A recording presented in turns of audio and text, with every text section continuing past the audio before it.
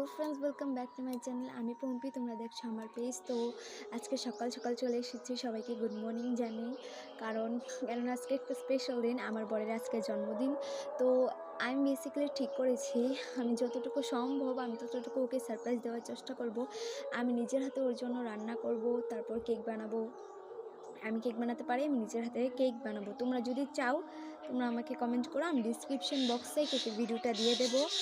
আর আর specially আমি সব নিজের হাতে একা যতটুকু পারবো ততটুকু রান্না করব, তোমাদের সাথে ভিডিওটা শেয়ার করব আমার যতটুকু সম্ভব হয়। তোমরা যদি কেকের ভিডিওটা দেখতে চাও তাহলে আমি অন্য একটা কোনো নেক্সট ভিডিওতে আমি ভিডিওটা পোস্ট করে দেবো, তোমরা দেখে নিও। সো আজকের মতন টাটা। তো চলো দেখাই তোমাদেরকে যে আমি কী ধরনের রান্না করি আর কী ধরনের কেক বানাই।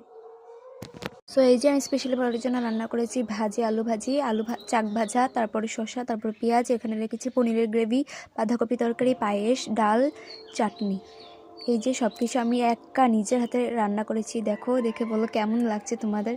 তারপর আমি নিজের হাতে বরের জন্য কেকও বানিয়েছি। তোমরা যদি চাও আমি কেকের ভিডিওটা ডিসক্রিপশন বক্সে দিয়ে দিব, তোমরা আমাকে কমেন্ট করে জানিও।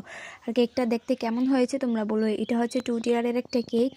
আমার কাছে ক্রিম ছিল না, তাই আমি নর্মালি বেসিক্যালি এটাকে আউট করেছি।